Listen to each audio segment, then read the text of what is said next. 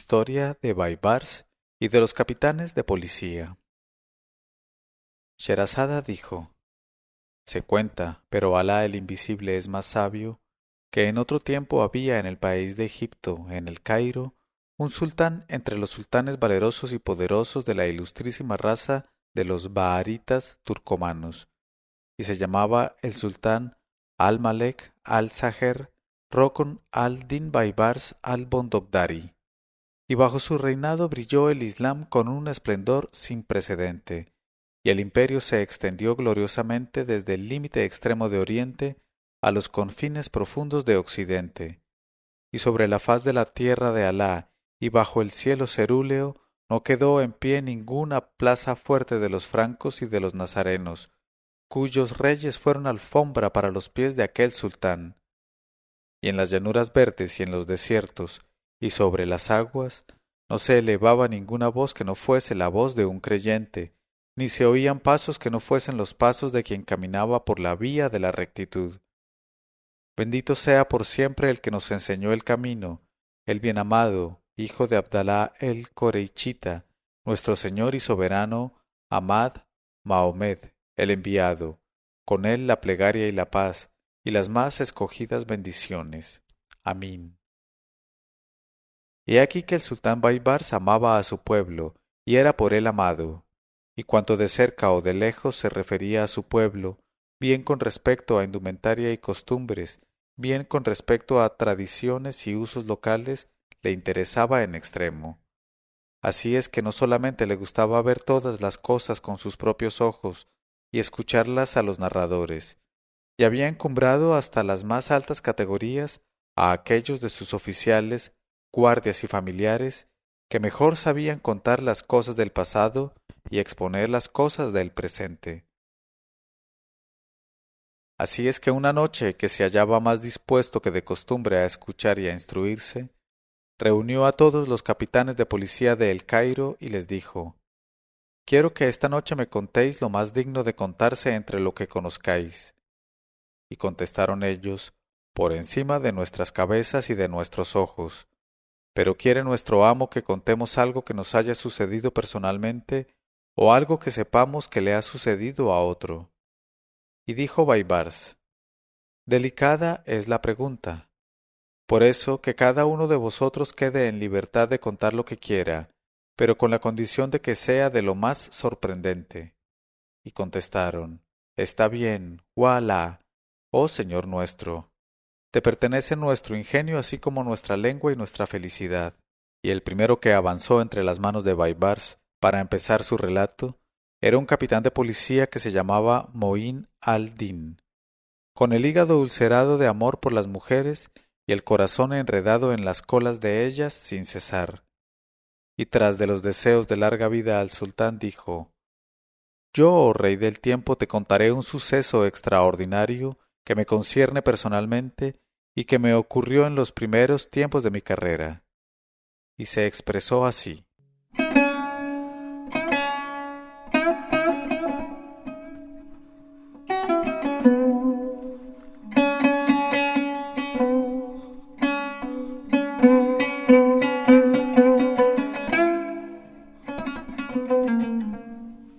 Historia contada por el primer capitán de policía.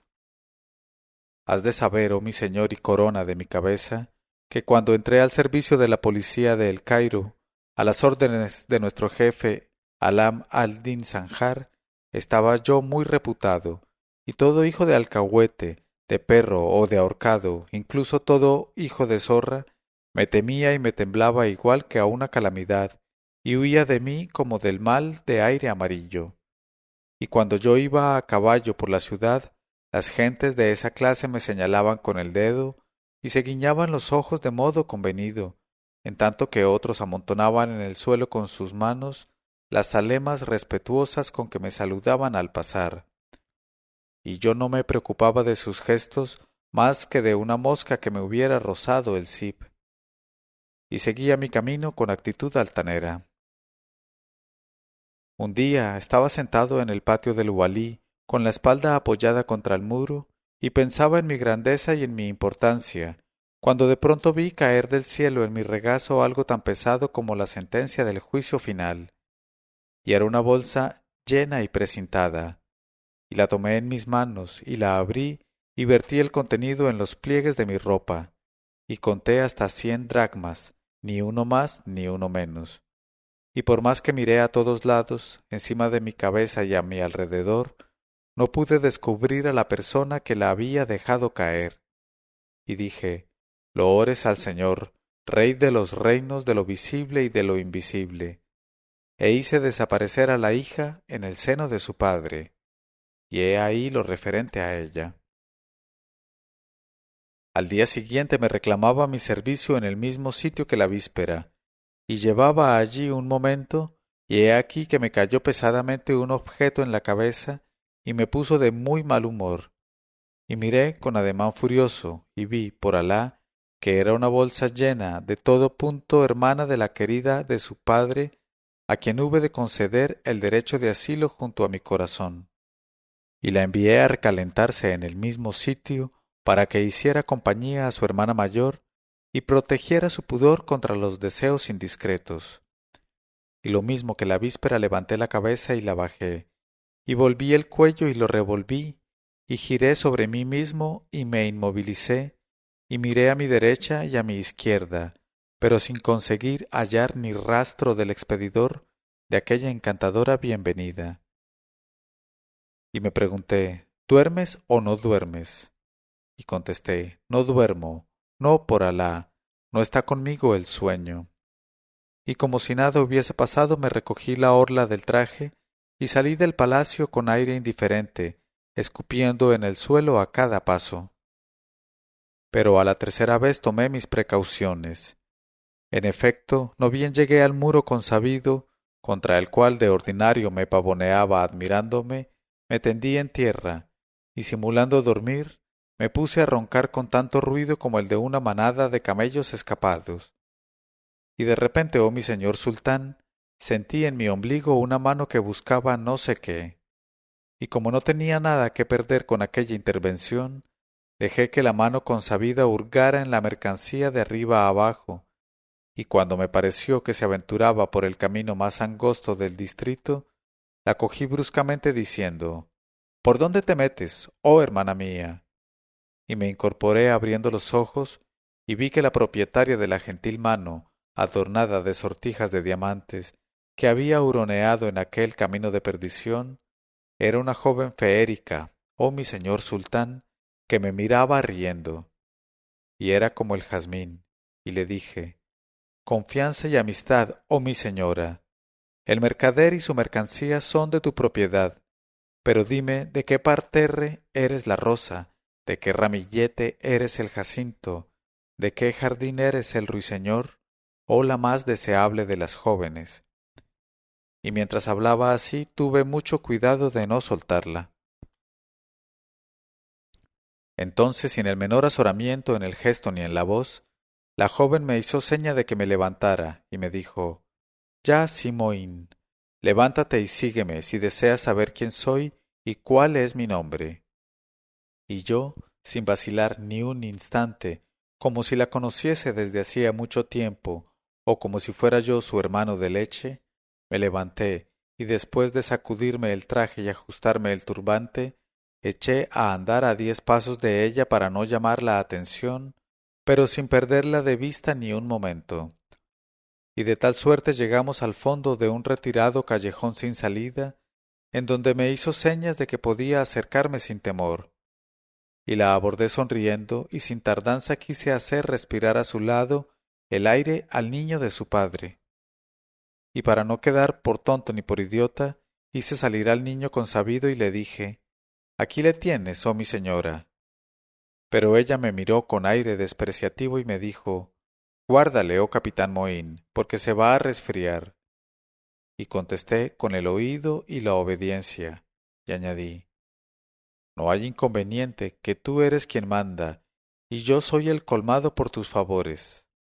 Pero, oh hija legítima, ya que lo que te tienta no es este grueso nervio de confitura, ni este cip con sus anejos, ¿por qué me has gratificado con 2 bolsas llenas y me has hecho cosquillas en el ombligo, y me has traído hasta aquí, a este oscuro callejón propicio a los saltos y a los asaltos?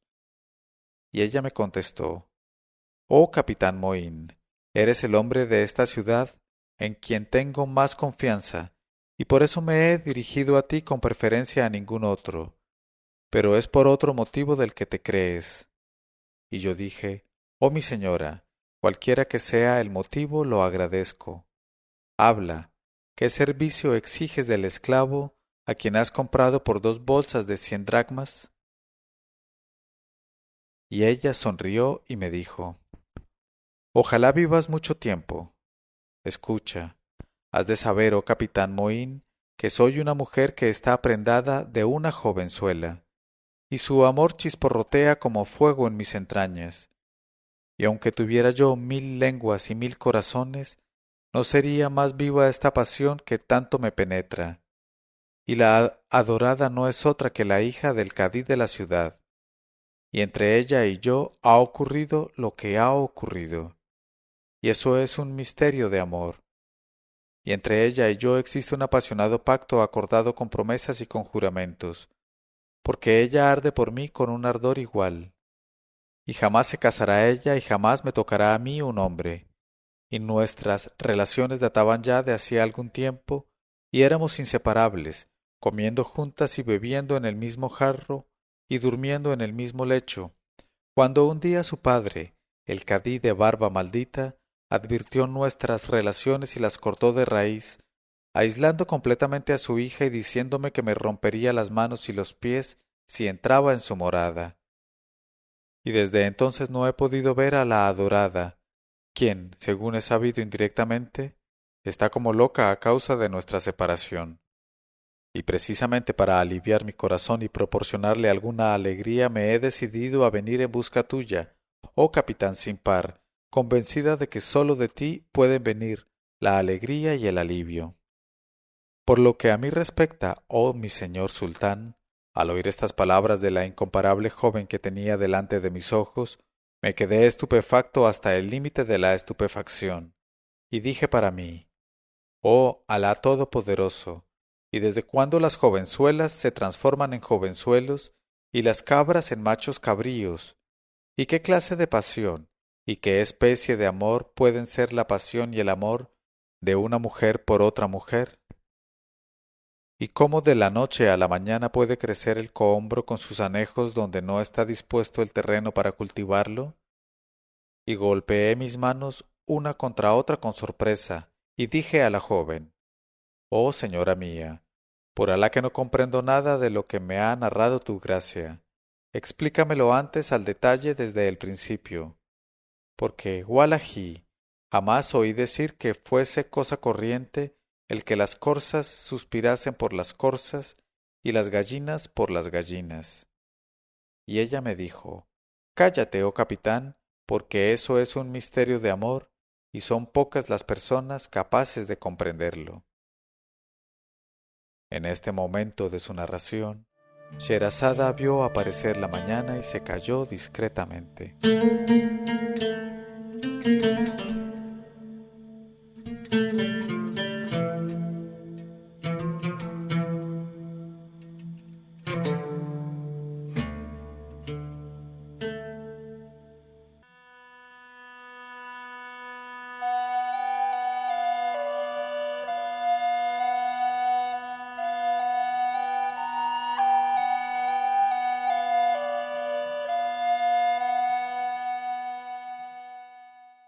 Pero cuando llegó la 98ª noche, ella dijo: Cállate, oh capitán, porque eso es un misterio de amor, y son pocas las personas capaces de comprenderlo.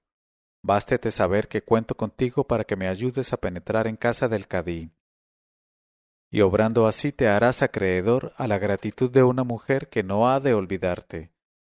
Y al oír aquello me maravillé en extremo y pensé: Vaya, Wallahi, oh maese Moín, hete aquí ahora solicitado para proxeneta de una mujer con otra mujer.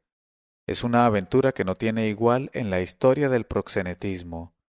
No hay inconveniente en que cargues con ello tu conciencia.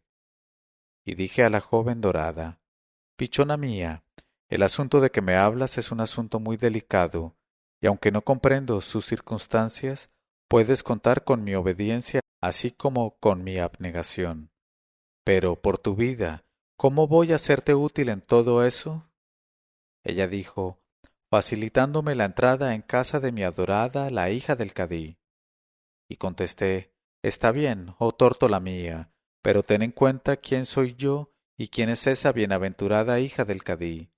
Por la verdad de tu gracia piensa en la gran distancia que nos separa. Y ella me dijo con aire de suficiencia: oh pobre, no vayas a creer que estoy tan desprovista de buen sentido como para introducirte en casa de la jovenzuela. No, por Alá.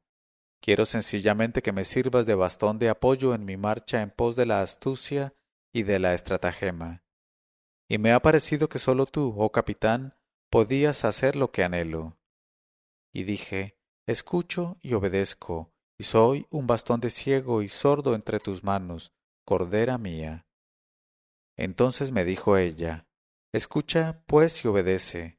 Esta noche, ataviada como un pavo real con mis mejores vestidos, y velada de manera que no me reconozca nadie más que tú en el barrio, iré a sentarme junto a la casa del cadí, padre de mi amante. Entonces tú y los guardias que tienes a tus órdenes, atraídos por el perfume penetrante que exhalaré, os dirigiréis al sitio donde yo me encuentre, y tú avanzarás respetuosamente hacia mí y me preguntarás: ¿qué haces sola en la calle a hora tan tardía, oh dama de alto rango? Y yo contestaré: Wallahi, oh gallardo capitán, soy una joven del barrio de la Ciudadela, y mi padre es uno de los emires del sultán. Pero hoy he salido de nuestra casa y de nuestro barrio, y he ido a la ciudad para hacer algunas compras. Y una vez comprado lo que quería y encargado lo que tenía que encargar, se me ha hecho tarde, pues cuando llegué a nuestro barrio de la Ciudadela, vi que ya estaban cerradas las puertas. Y entonces, creyendo encontrar alguna persona conocida en cuya casa pudiese pasar la noche, he vuelto a la ciudad, pero mi mala suerte ha hecho que no encuentre a nadie. Y desolada por hallarme así, siendo la hija de un notable, sin amparo en medio de la noche, he venido a sentarme en el umbral de esta morada que me han dicho es la del cadí, a fin de que su sombra me proteja. Y mañana por la mañana volveré a casa de mis padres, que ya deben creerme muerta, o por lo menos perdida. Entonces tú, oh capitán Mohín, como eres inteligente, verás que en efecto voy vestida con ricos vestidos y pensarás: a un musulmán no le está permitido dejar en la calle a una mujer tan bella y tan joven, toda cubierta de perlas y de joyas, que puede ser violentada y robada por cualquier facineroso. Además de que si en el barrio ocurriera semejante cosa, yo mismo, el capitán Mohín, con mis ojos sería responsable del atentado ante nuestro amo el sultán. Es preciso, pues, que de una u otra manera tome bajo mi protección a tan encantadora persona. Por tanto, voy a poner cerca de ella a uno de mis hombres armados para que la guarde hasta mañana, o quizás sea mucho mejor, porque no tengo bastante confianza en mis guardias, buscar sin tardanza una morada de personas respetables que la alberguen honorablemente hasta mañana. Y por Alá que no veo dónde podría encontrarse mejor ni más considerada que en casa de nuestro amo el cadí, a cuya puerta la ha hecho sentarse la suerte. Llevémosla, pues, a esa casa, y sin duda alguna obtendré por ello buena recompensa, sin contar con que la gratitud puede inclinar en favor mío el hígado de esa joven, cuyos ojos han producido en mis entrañas un incendio. Y tras de pensar tan cuerdamente harás resonar la aldaba de la puerta del cadí, y me harás entrar en su harén, y así me encontraré reunida con mi amante, y se satisfará mi deseo. Y este es mi plan, oh capitán, y esta es mi explicación. Wassalam. Entonces, oh mi señor, contesté a la joven, Alá aumente sus favores sobre tu cabeza, oh mi señora. He ahí un plan asombroso y fácil de ejecutar. La inteligencia es un don del retribuidor. Y a continuación, poniéndome de acuerdo con ella respecto a la hora del encuentro, le besé la mano, y cada cual de nosotros se fue por su camino. Y llegó la tarde, luego la hora de queda, luego la de la plegaria, y unos momentos después salí a hacer mi ronda nocturna al frente de mis hombres armados de alfanjes desnudos. Y de barrio en barrio hacia medianoche llegamos a la calle donde debía encontrarse la joven de los amores extraños, y el olor rico y asombroso que percibí desde que entré en la calle me hizo presagiar su presencia, y enseguida oí el tintineo de sus pulseras de manos y tobillos, y dije a mis hombres: me parece, oh hijos míos, que veo allí una sombra, pero qué rico olor. Y miraron ellos en todas direcciones para descubrir la procedencia del aroma, y vimos a la hermosa consabida, cubierta de sedería y cargada de brocados, que nos miraba llegar, inclinada y con el oído atento. Y me acerqué a ella haciéndome el ignorante, y le dirigí la palabra diciendo: ¿qué clase de dama eres, oh mi señora, para no temer nada de la noche y de los transeúntes, tan bella como eres, y ataviada y completamente sola como estás?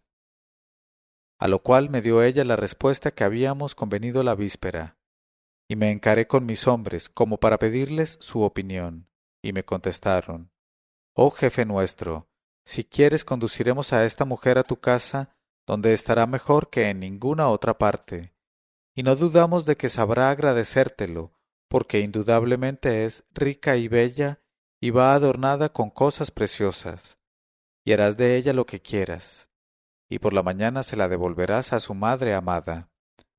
Y les grité: callaos, me refugio en Alá contra vuestras palabras. ¿Acaso mi casa es digna de recibir a semejante hija de emir? Y además, ya sabéis que vivo muy lejos de aquí. Lo mejor será pedir hospitalidad para ella al cadí del barrio, cuya casa está aquí precisamente. Y mis hombres me contestaron con el oído y la obediencia, y empezaron a llamar a la puerta del cadí, la cual abrióse al punto. Y apareció en la entrada el propio cadí apoyado en los hombros de dos esclavos negros. Y después de las alemas por una y otra parte, le conté la cosa y sometí el asunto a su criterio, mientras la joven se mantenía de pie, cuidadosamente envuelta en sus velos. Y el cadí me contestó: bienvenida sea aquí, mi hija la cuidará y velará porque quede contenta. Y acto seguido le puse entre las manos aquel depósito peligroso y le confié el peligro viviente. Y la llevó a su harén y yo me fui por mi camino. Al día siguiente volví a casa del cadí para hacerme cargo del depósito que hube de confiarle, y decía para mi fuero interno: vaya, oh alhají, que la noche ha debido ser de toda blancura para esas dos jóvenes.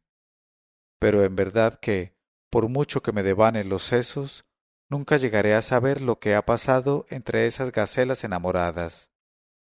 ¿Se oyó jamás hablar de una aventura semejante?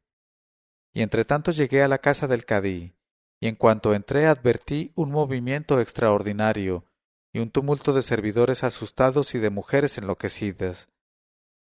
Y de pronto el cadí en persona, aquel jeique de barba blanca, se precipitó sobre mí y me gritó: vergüenza sobre las nulidades.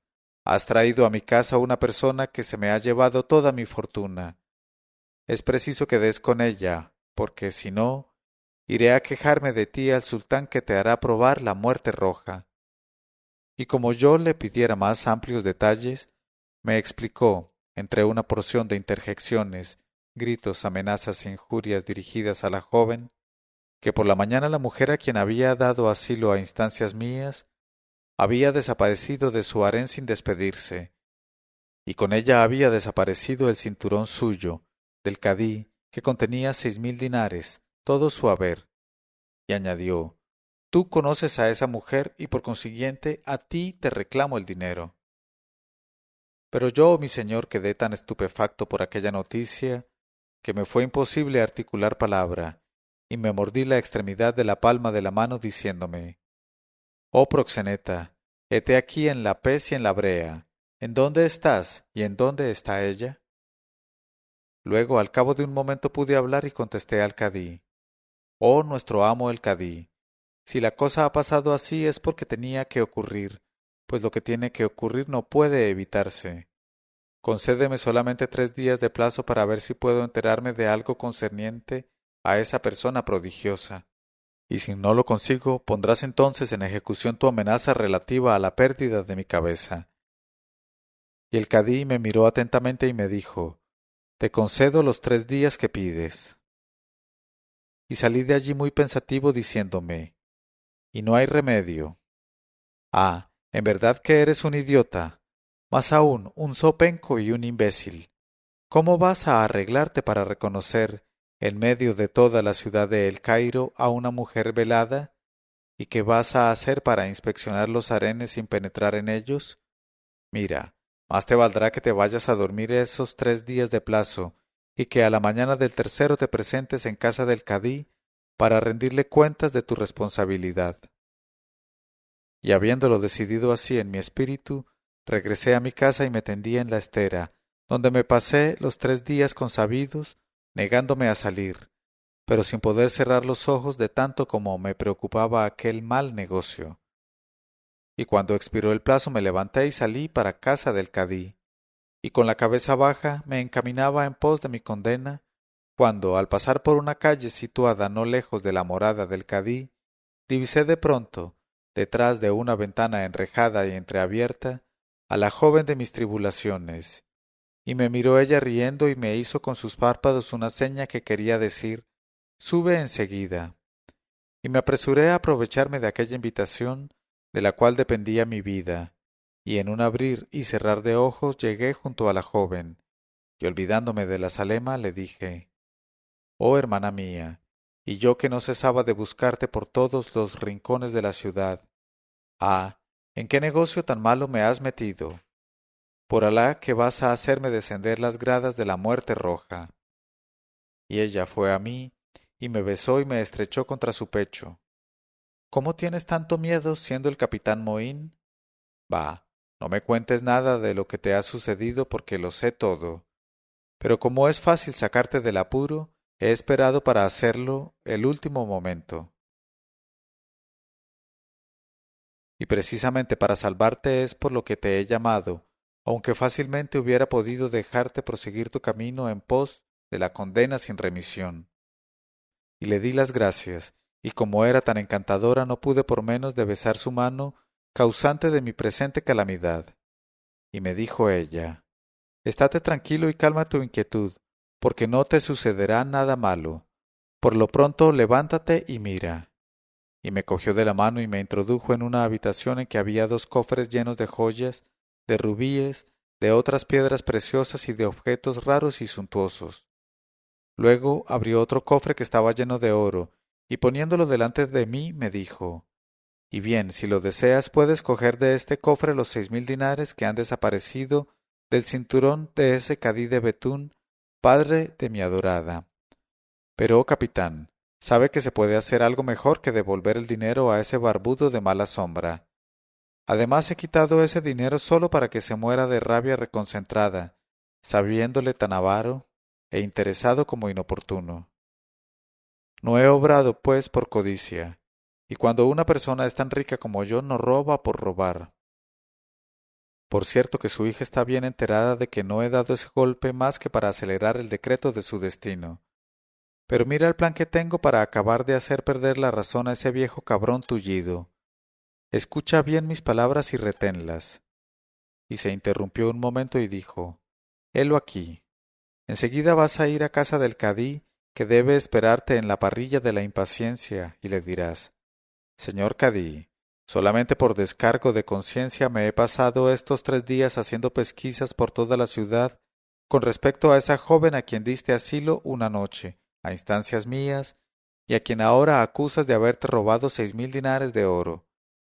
Por lo que respecta a mí, el capitán Moín, demasiado sé que esa mujer no ha salido de tu morada desde que entró en ella, porque a pesar de las investigaciones que en todos sentidos han hecho nuestros hombres y todos los capitanes de policía de los demás barrios, no se ha encontrado rastro ni vestigio de la joven. Y ninguna de las mujeres espías que hemos enviado a los harenes ha tenido noticia de ella. Tú, sin embargo, vienes a decirnos y a declararnos que la joven te ha robado. Pero hay que probar esa afirmación, porque yo no sé, por Alá, si este extraordinario asunto se reducirá a que la joven haya sido, en tu propia casa, víctima de un atentado o por lo menos objeto de una negra maquinación.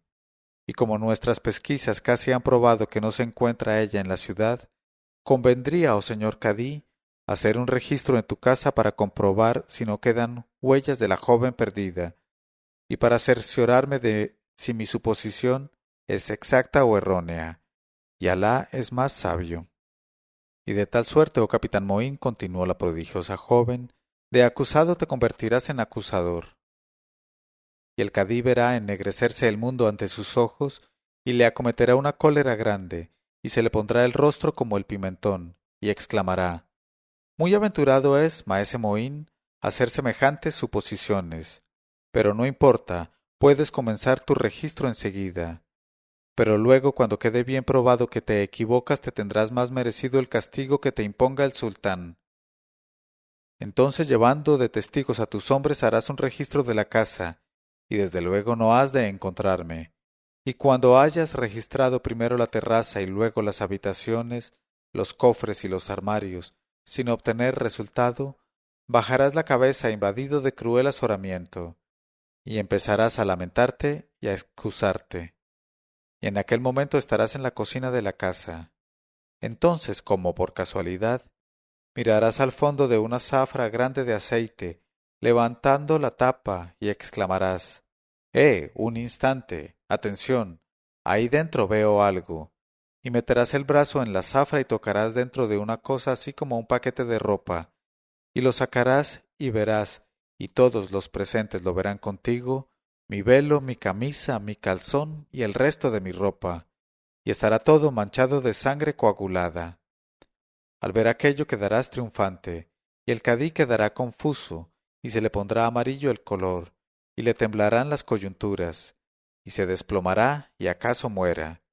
Y si no se muere de repente hará todo lo posible por echar tierra al asunto, a fin de que no se mezcle su nombre en tan singular aventura, y comprará tu silencio con mucho oro. Y así lo deseo para ti, oh capitán Moín. Al oír este discurso comprendí el plan maravilloso que había combinado ella para vengarse del cadí, y admiré su espíritu ingenioso, su astucia y su inteligencia, y me consideré redimido de trabajar en lo sucesivo, y permanecí asombrado y como atontado. Pero no tardé en despedirme de la joven para seguir el camino emprendido, y cuando le besaba yo la mano me deslizó ella entre los dedos una bolsa de 100 dinares, diciéndome: Para tus gastos de hoy, oh mi señor.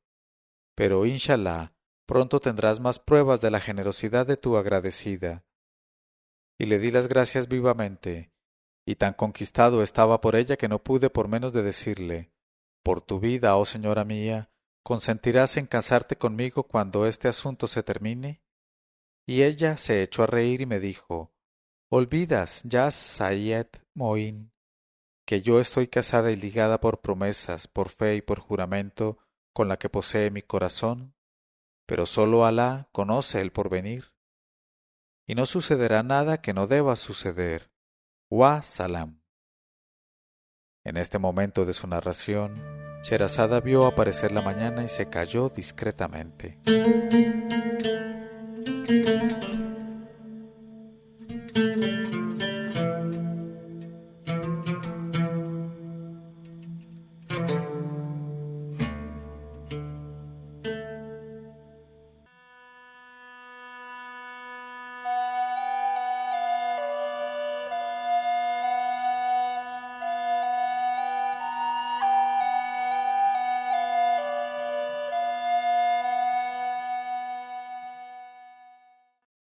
Pero cuando llegó la 939ª noche, ella dijo: Ya estoy casada y ligada por promesas, por fe y por juramento con la que posee mi corazón, pero sólo Alá conoce el porvenir, y no sucederá nada que no deba suceder.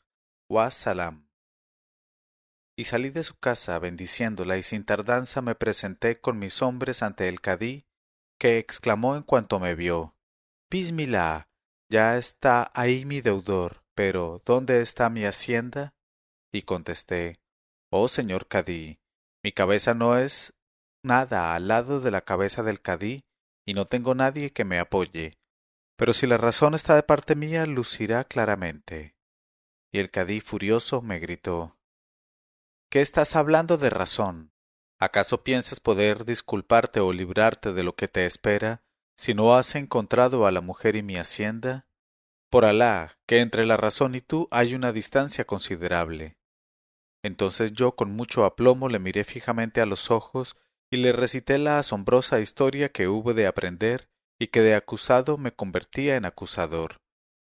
Y el efecto que produjo fue exactamente igual a como lo había previsto la joven, porque el cadí, indignado, vio ennegrecerse el mundo ante sus ojos, y le llenó el pecho una cólera grande, y se le puso el rostro como el pimentón, y exclamó, ¿qué estás diciendo, oh el más insolente de los soldados? ¿No temes hacer semejantes suposiciones con respecto a mí, delante de mí y en mi casa? Pero no importa, ya que tienes sospechas puedes practicar un registro enseguida, y cuando quede bien demostrado que obraste arbitrariamente será más importante el castigo que te imponga el sultán. Y mientras hablaba así se había puesto como una marmita al rojo en la que se echara agua fría. Entonces invadimos la casa y registramos por todas partes, en todos los rincones y escondrijos, de arriba a abajo, sin perdonar un cofre, un agujero ni un armario. Y mientras duraron las pesquisas no dejé de vislumbrar, a medida que huía ella de una habitación a otra para escapar de miradas extrañas, a la encantadora gacela de quien su semejante estaba enamorada. Y pensé para mí, Mashallah, Bismillah, y el nombre de Alá sobre ella y alrededor de ella. Qué rama tan flexible, qué elegancia y qué hermosura. Bendito sea el seno que la ha llevado y loores al Creador, que la ha moldeado en el molde de la perfección. Y comprendí hasta cierto punto por qué una joven así podía subyugar a otra semejante a ella, pues me dije, el botón de rosa se inclina hacia el botón de rosa y el narciso hacia el narciso. Y me alegró tanto aquello que hubiera querido comunicárselo sin tardanza a la joven prodigiosa, a fin de que me diese ella su aprobación y no me considerara desprovisto en absoluto de pensamientos delicados y discernimiento. He aquí que de tal suerte llegamos hasta la cocina acompañados del cadí, que estaba más furioso que nunca, sin encontrar nada sospechoso y sin descubrir ningún rastro ni vestigio de la mujer. Entonces, siguiendo las instrucciones de mi docta maestra, fingí que estaba muy avergonzado de mi arbitrario proceder, y me excusé ante el cadí, que se regocijaba con mi azoramiento, y me humillé a él.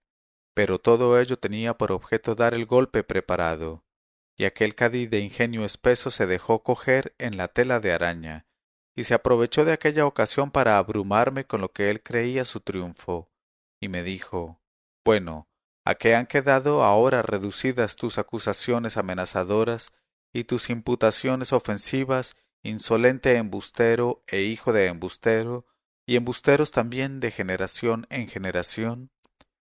Pero no tengas cuidado, que pronto verás lo que cuesta faltar al respecto al cadí de la ciudad. Y mientras tanto, apoyado en una enorme zafra de aceite sin tapa, tenía yo la cabeza baja y el aire contrito.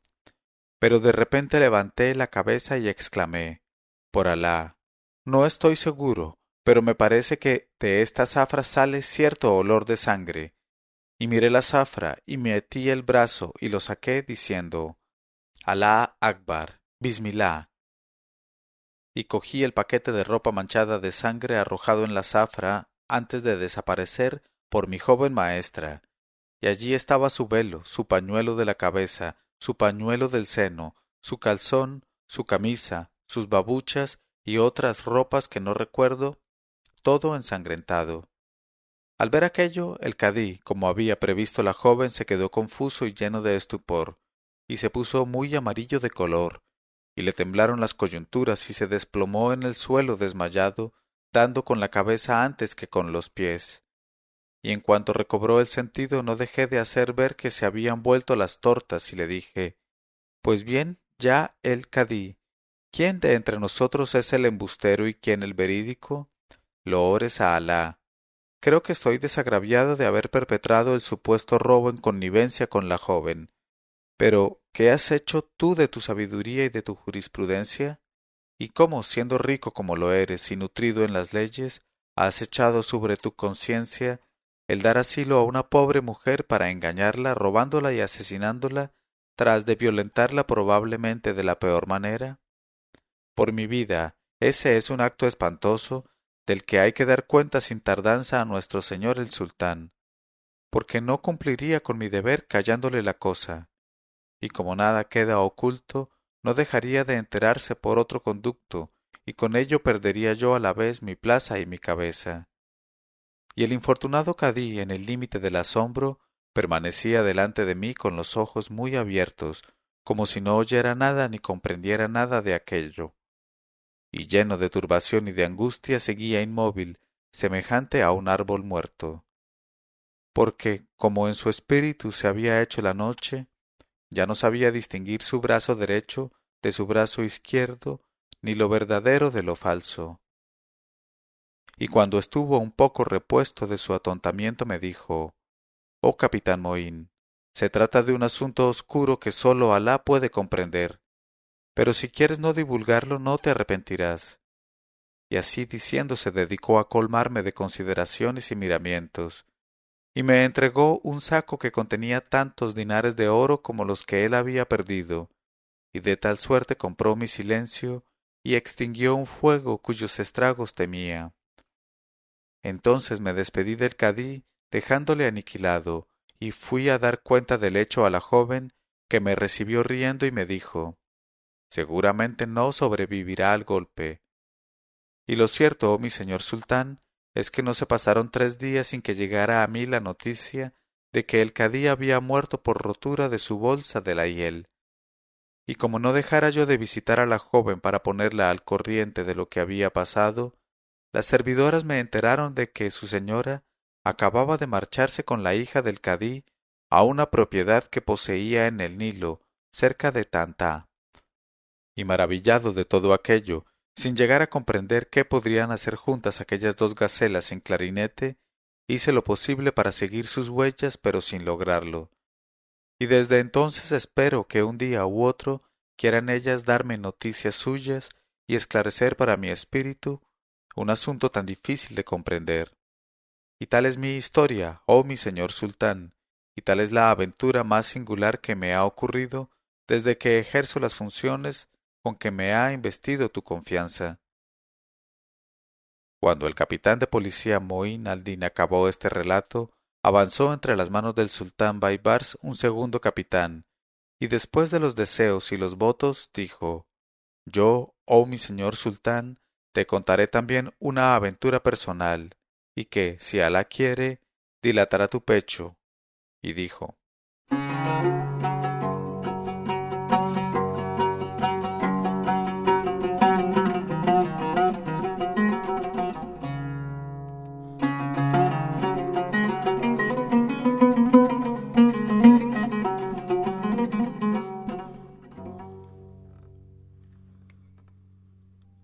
Historia contada por el segundo capitán de policía. Has de saber, oh mi señor sultán, que antes de aceptarme por esposo, la hija de mi tío, Alá la tenga en su misericordia, me dijo: «Oh hijo del tío, si Alá quiere nos casaremos, pero no podré tomarte por esposo mientras no aceptes de antemano mis condiciones, que son 3, ni una más ni una menos». Y contesté: «No hay inconveniente, pero ¿cuáles son?».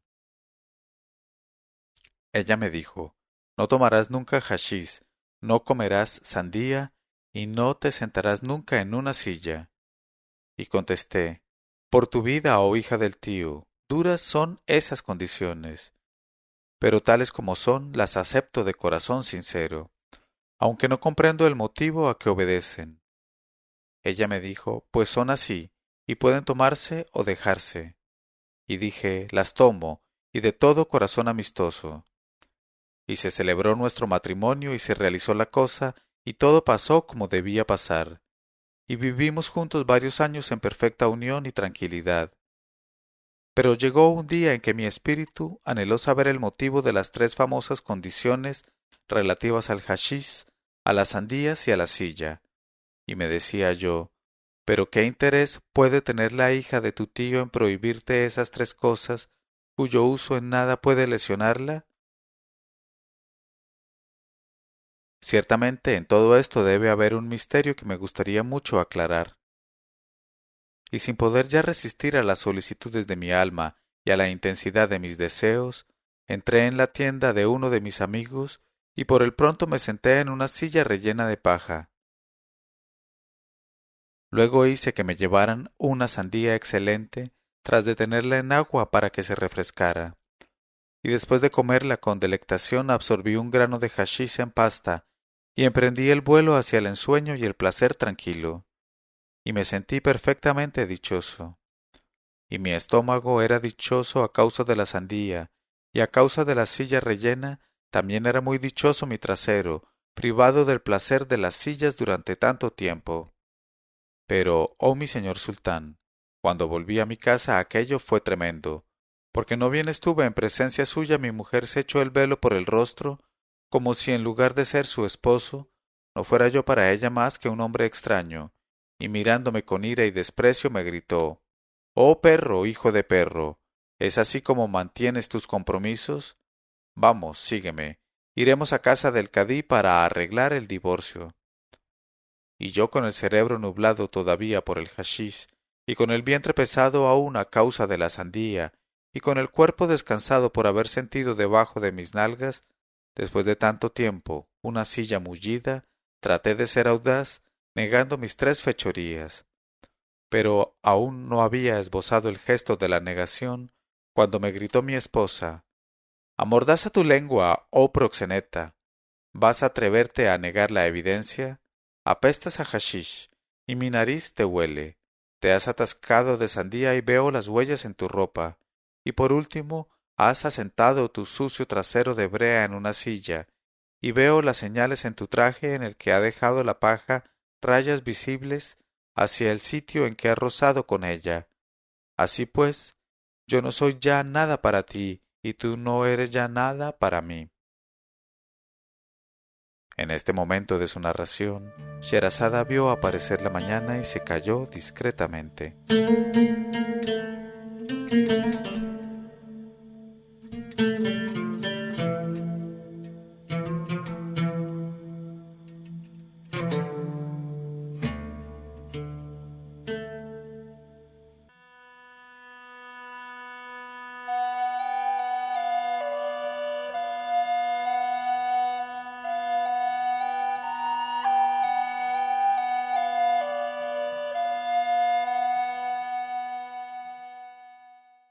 Y cuando llegó la 94ª noche, ella dijo, «Y por último, has asentado tu sucio trasero de brea en una silla, y veo las señales en tu traje en el que ha dejado la paja rayas visibles hacia el sitio en que ha rozado con ella.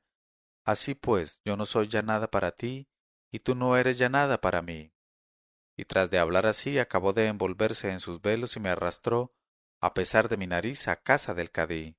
Y cuando estuvimos en su presencia le dijo, «Oh mi señor cadí, tu servidora está unida en legítimo matrimonio con este hombre abyecto que se halla ante ti.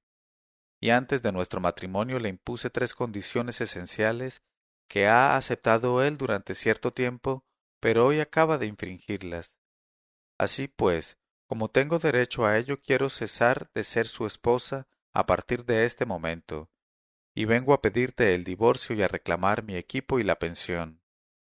Y el cadí quiso conocer las condiciones, y ella se las detalló añadiendo, «Pero este hijo de ahorcado se ha sentado en una silla, ha comido una sandía y ha tomado hashish, y probó su acerto conmigo que no me atrevía a negar la evidencia, y me limitaba a bajar la cabeza confuso». Entonces el cadí, que tenía buenos sentimientos y se apiadaba de mi estado, dijo a mi esposa, antes de pronunciar sentencia, «Oh hija de gentes de bien, indudablemente estás en tu derecho, pero debes ser misericordiosa». Y como ella se sublevaba y escandalizaba y no quería escuchar ni oír nada, El cadí y todos los presentes se pusieron a rogarle con insistencia que me perdonara por aquella vez, y como seguía siempre inexorable acabaron por rogarle sencillamente que suspendiera su demanda de divorcio para tomarse tiempo de reflexionar acerca de si, en vista de la unanimidad de los ruegos, no sería más razonable aplazar por el momento su pretensión, sin perjuicio de llevarla a cabo otra vez en caso de necesidad. Entonces mi esposa acabó por decir de mala gana: bueno, consiento en reconciliarme con él, pero con la condición expresa de que el señor cadí halle respuesta a la pregunta que yo le haga. Y el cadí dijo: con mucho gusto, haz la pregunta, oh mujer. Y ella dijo: primero soy un hueso, luego me convierto en nervio, luego soy carne. ¿Quién soy? Y el cadí bajó la cabeza para meditar, pero por más que reflexionó acariciándose la barba no dio con ello, y acabó por encararse con mi esposa y le dijo: Wallahi, hoy no puedo encontrar la solución de ese problema porque estoy fatigado de mi larga sesión de justicia, pero te ruego que vengas aquí mañana por la mañana y ya te contestaré, habiendo tenido tiempo para consultar mis libros de jurisprudencia. A continuación levantó la sesión de justicia y se retiró a su casa, y tan preocupado le tenía el problema consabido que ni siquiera pensó en probar la comida que acababa de servirle su hija, una joven de 14 años y medio, y dominado por su obsesión se repetía a media voz: primero soy un hueso, luego me convierto en nervio, luego soy carne. ¿Quién soy? Vaya, Wallahi, ¿quién soy? Sí, ¿quién es? ¿Qué será? Y revolvió todos sus libros de jurisprudencia y obras de medicina y gramática y tratados científicos, y en ninguna parte pudo encontrar la solución de aquel problema, ni la menor cosa que de cerca o de lejos lograra resolverlo o encaminara a su explicación. Así es que acabó por exclamar: no, por Alá, renuncio a ello. Jamás me ilustrará sobre el particular ninguna obra. Y su hija, que le observaba y notaba su preocupación, le oyó pronunciar estas últimas palabras y le dijo: oh padre, me parece que estás preocupado y atareado. ¿Qué te ocurre? Por Alá sobre ti. ¿Y cuál es el motivo de su atareamiento y de tus preocupaciones? Y contestó él: oh hija mía, se trata de una cosa inexplicable, de un asunto sin resolver. Ella dijo: explícamelo no obstante, nada hay oculto para la ciencia del Altísimo. Entonces decidióse él a contárselo todo y a exponerle el problema que le había propuesto mi joven esposa, y ella se echó a reír y dijo: Mashallah, ¿es ese el problema insoluble? Pero, oh padre, si es tan sencillo como el curso del agua corriente.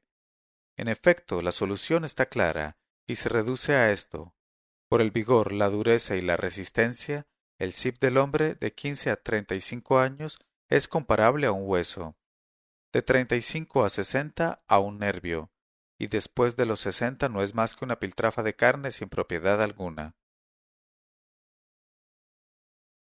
Al oír estas palabras de su hija, el cadí se dilató y se esponjó y dijo: Loores a Alá, dispensador de inteligencia. Tú salvas mi honor, oh hija bendita, e impides que se deshaga un buen matrimonio. Y apenas fue de día se levantó en el límite de la impaciencia y corrió a la casa de las leyes, donde presidía la sesión de justicia. Y tras de una larga espera por fin vio entrar a la mujer a quien esperaba, o sea, a mi esposa, y al esclavo que tienes delante, o sea, yo mismo.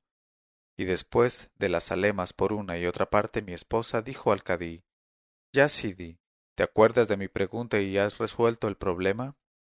Y contestó él: Elhamdulillah, loora a Alá que me ha iluminado. Oh hija de gentes de bien, podías haberme hecho una pregunta un poco más difícil porque esa está resuelta sin dificultad. Y todo el mundo sabe que el zip del hombre de 15 a 35 años es parecido a un hueso. De 35 a 60 se torna semejante a un nervio, y después de los 60 no es más que un pedazo de carne sin consecuencia.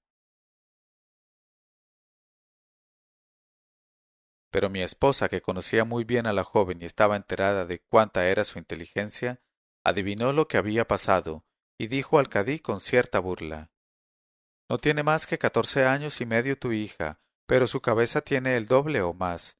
Enhorabuena, enhorabuena. ¿A dónde irá a parar si sigue así? Wallahi, muchas mujeres profesionales no sabrían tanto. Tiene una disposición excelente para las ciencias y está asegurado su porvenir. Y a continuación me hizo seña de que abandonara la sala de las sesiones de justicia, dejando al cadí pasmado, absorto y cubierto de confusión, en presencia de toda la concurrencia, hasta el fin de sus días. Y tras de hablar así, el segundo capitán de policía se retiró a su fila. Y el sultán Baibars le dijo: Los misterios de Alá son insondables. Esa historia es una historia asombrosa. Entonces avanzó el tercer capitán de policía, que se llamaba Es al-Din, y después de besar la tierra entre las manos de Baibars, dijo: En cuanto a mí, oh rey del tiempo, en el transcurso de mi vida no me ha ocurrido nada saliente que merezca llegar a oídos de tu Alteza. Pero si me lo permites, te contaré una historia que, por muy impersonal que sea, no es menos atrayente y prodigiosa. Pero hela aquí.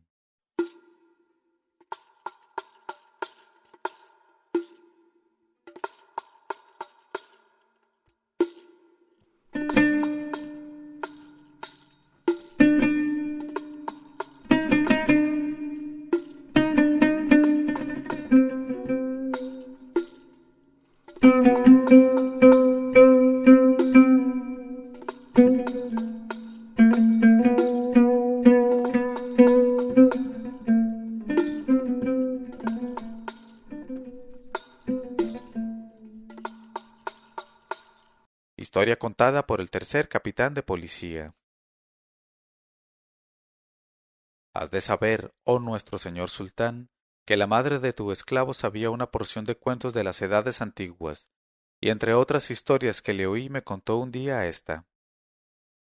Había una vez en una comarca cercana al mar Salado un pescador que estaba casado con una mujer muy hermosa, y esta hermosura le hacía dichoso, y también él la hacía dichosa a ella. Y el tal pescador bajaba todos los días a pescar y vendía el pescado, cuya venta le producía lo justo para mantenerse ambos. Pero un día cayó enfermo, y transcurrió la jornada sin que tuviesen qué comer. Así es que al día siguiente le dijo su esposa: Bueno, ¿no vas a ir hoy de pesca? Entonces, ¿de qué vamos a vivir? Anda, no hagas más que levantarte, y como estás cansado, yo llevaré en lugar tuyo la red de pescar y el cesto. Y en ese caso, aunque no cojamos más que 2 peces, los venderemos y tendremos cena. Y el pescador dijo: Está bien. Y se levantó, y su mujer echó a andar detrás de él con el cesto y la red de pescar, y llegaron a la orilla del mar, a un paraje abundante en pescado que estaba al pie del palacio del sultán.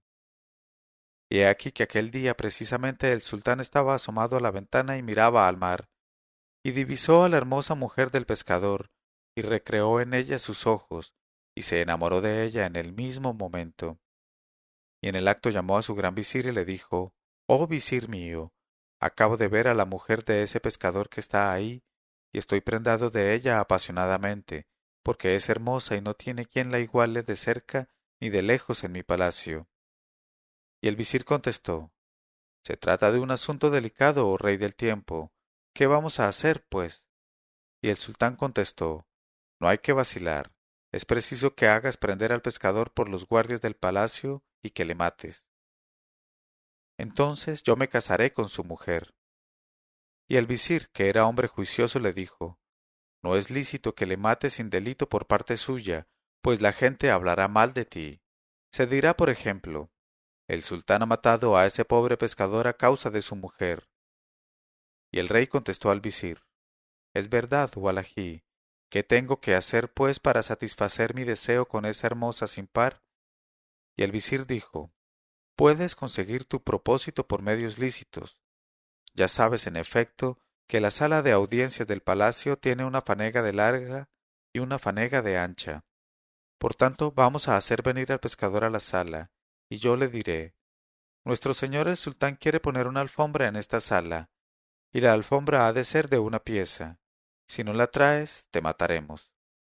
De esta manera su muerte tendrá un motivo, y no se dirá que fue por culpa de una mujer.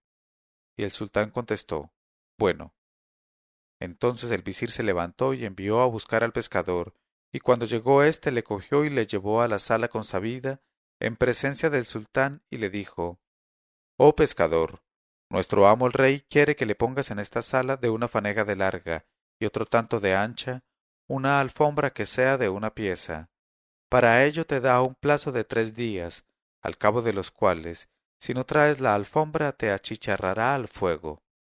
Extiende pues un contrato en este papel, y formalizado con tu sello. Al oír estas palabras del visir, el pescador contestó: Está bien, pero ¿acaso soy yo un vendedor de alfombras? Soy un vendedor de peces. Pídeme peces de todos los colores y de diferentes variedades y te los traeré. Pero lo que es las alfombras no me conocen. Por Alá, y yo no las conozco a ellas, y ni siquiera conozco su olor ni su color. Respecto a los peces me comprometeré y sellaré el contrato. Pero el visir contestó: Es inútil que argumentes con palabras ociosas, lo ha ordenado el rey. Y dijo el pescador: Así, por Alá, puedes exigirme 100 sellos y no un sello, desde el momento en que se me toma por proveedor de alfombras. Y golpeó sus manos una contra otra, y salió del palacio, y se marchó en pos de su mujer muy enfadado. Y al verle de aquel modo su mujer se preguntó: ¿Por qué estás enfadado? Él contestó: Calla, y sin hablar más, levántate y recoge la poca ropa que poseemos y huyamos de este país. Ella preguntó: ¿Por qué? Él contestó: Porque el rey quiere matarme dentro de 3 días. Ella dijo: ¿Pero por qué? Él contestó: Quiere de mí una alfombra de una fanega de larga y de una fanega de ancha para la sala de su palacio. Ella preguntó: ¿No es nada más que eso? Él contestó: Nada más. Ella dijo: Está bien. Duerme tranquilo que mañana yo te traeré la alfombra consabida y la extenderás en la sala del rey.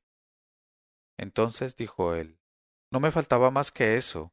Bueno estamos ahora. ¿Te has vuelto tan loca como el visir, oh mujer? ¿O acaso somos mercaderes de alfombras? Pero ella contestó: ¿Quieres ahora mismo la alfombra? Porque te indicaré el sitio donde puedes encontrarla y traerla aquí. Él dijo: Sí, prefiero que lo hagas enseguida para estar seguro. De ese modo podré dormir tranquilo. Ella dijo: Siendo así, oh hombre, Yalá, levántate y ve a tal paraje, cercano a los jardines. Allí encontrarás un árbol torcido debajo del cual hay un pozo, y te inclinarás sobre ese pozo y mirarás adentro y gritarás: Tu querida amiga te envía la Salema por mediación mía, y te encarga que me entregues para que yo se lo dé el uso que ayer dejó olvidado en tu casa, con las prisas por volver a la suya antes de que se hiciese de noche, porque queremos amueblar y alfombrar una habitación por medio de ese uso. Y el pescador dijo a su mujer: Está bien. Sin tardanza fue pues al pozo consabido que estaba debajo del árbol torcido, miró al fondo y gritó: Tu querida amiga te envía la Salema por mediación mía, te encarga que me entregues el uso que dejó olvidado en tu casa, porque queremos amueblar una habitación por medio de ese uso. Entonces la que estaba en el pozo, solo Alá la conoce, le contestó diciendo: ¿Acaso puedo rehusar algo a mi querida amiga? Toma, aquí tienes el uso, y ve a amueblar y a alfombrar la habitación a tu gusto, valiéndote de él. Luego me lo traerás aquí. Él dijo: Está bien. Y cogió el huso que vio salir del pozo, se lo echó al bolsillo y tomó el camino de su casa diciéndose: Esa mujer me ha vuelto tan loco como ella. Y continuó su camino y llegó al lado de su mujer y le dijo: Oh, hija del tío, aquí traigo el huso. Ella le dijo: Está bien, vete ahora a buscar al visir que quiere tu muerte y dile: Dame un clavo grande, y te dará un clavo, y lo clavarás en un extremo de la sala, atarás a él el hilo de este uso y extenderás la alfombra con arreglo al largo y al ancho que quieras. Y el pescador prorrumpió en exclamaciones diciendo: Oh mujer, ¿quieres que antes de mi próxima muerte las gentes se rían de mi razón y se burlen de mí, tomándome por loco? ¿Acaso hay dentro de este uso una alfombra de una fanega? Ella le dijo enfadada: ¿Quieres marcharte cuanto antes o no quieres? Calla, oh hombre, y limítate a hacer lo que te he dicho. Y el pescador fue a palacio con el uso diciéndose, no hay recurso ni fuerza más que en Alá el Omnisciente. Ha llegado, oh pobre, el último día de tu vida. En este momento de su narración, Sherazada vio aparecer la mañana y se calló discretamente.